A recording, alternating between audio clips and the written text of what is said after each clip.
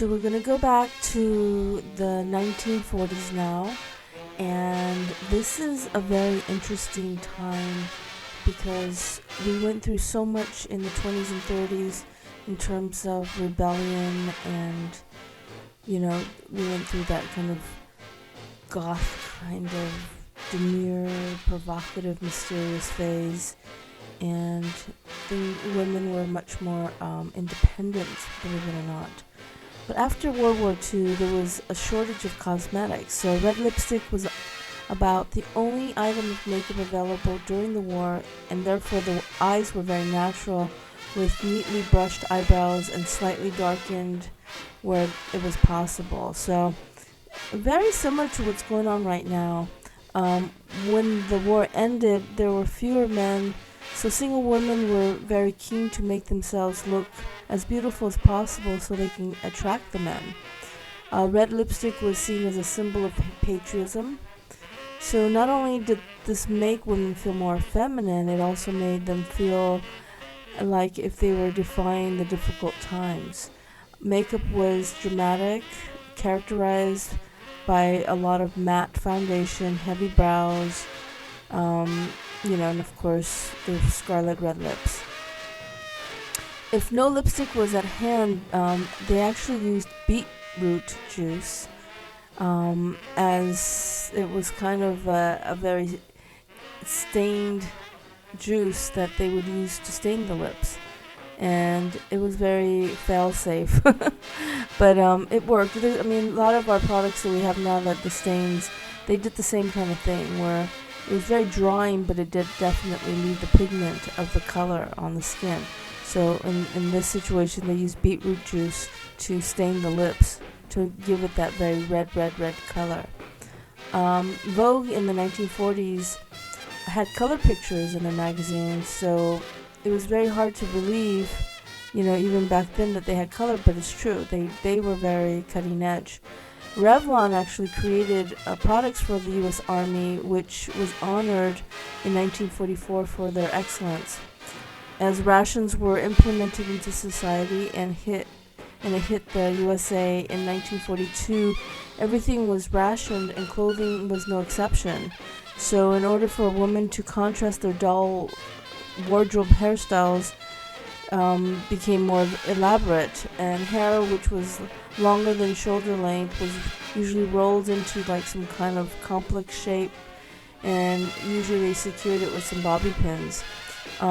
Screen sirens like Rita Hayworth popularized a lot of the side part with the finger waves, but compared to like say the 20s and 30s, where hair was very to the head, very shiny and sleek and gelled, the hair in the 40s became much more poofier and drier and more back into that, if you want to go back again to saying how history repeats itself, more in the Gibson era, where the hair was very, the Edwardian era, where the hair was much more drier and fuller.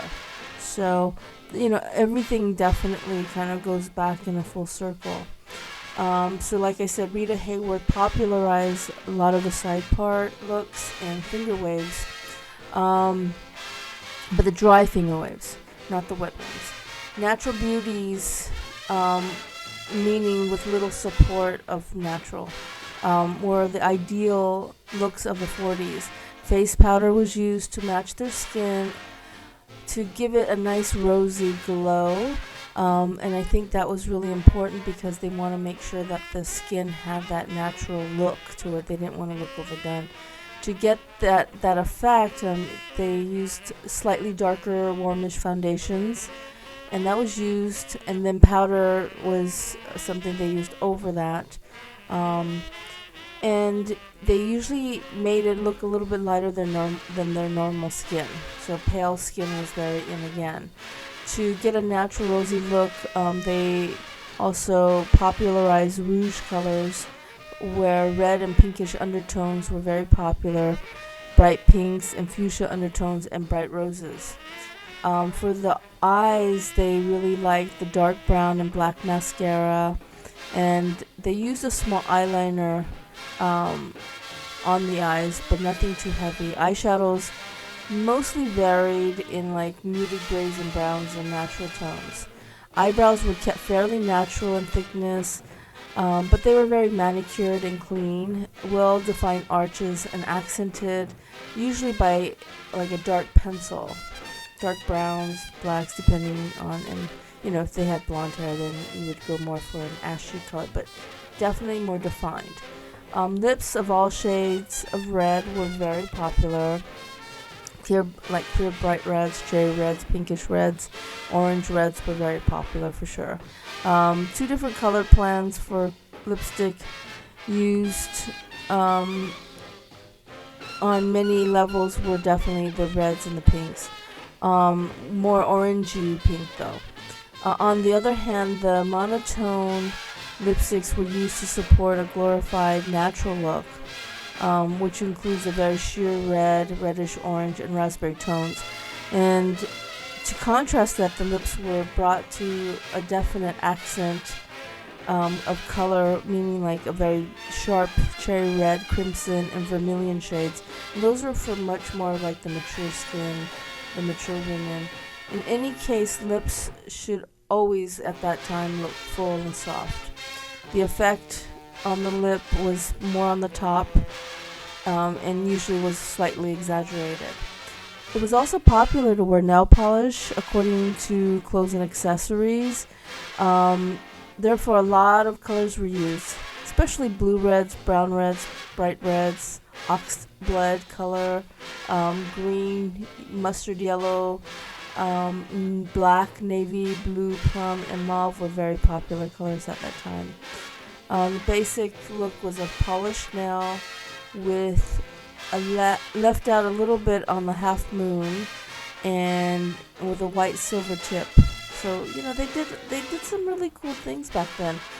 But more recently, we've seen this look coming into play, and it's starting to come back again. So we really go through that whole cycle. As we can see right now in this modern age, a lot of what we take are from the 20s, 30s, and 40s, and even the early Edwardian, the 1900s.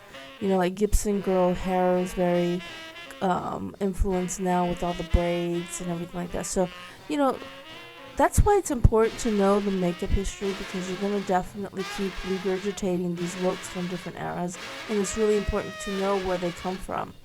Right now, like if you look at like the modern glam artists like Christina Aguilera, for instance, I mean, she really goes with the whole Betty Boop and the Lady Marmalade, look is very similar.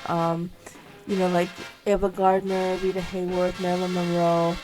Like Christina Aguilera and Gwen Stefani really uses a lot of that influence. So, and like Madonna in the early 80s still used a lot of that. So these are very classic aspects of this era that were taken from this era. So even till this day, it's very, very modernized. So basically that's what you get for the 1940s. I encourage you to keep diving into each era, and 1940s especially, because it was very, very, very important era for our makeup history.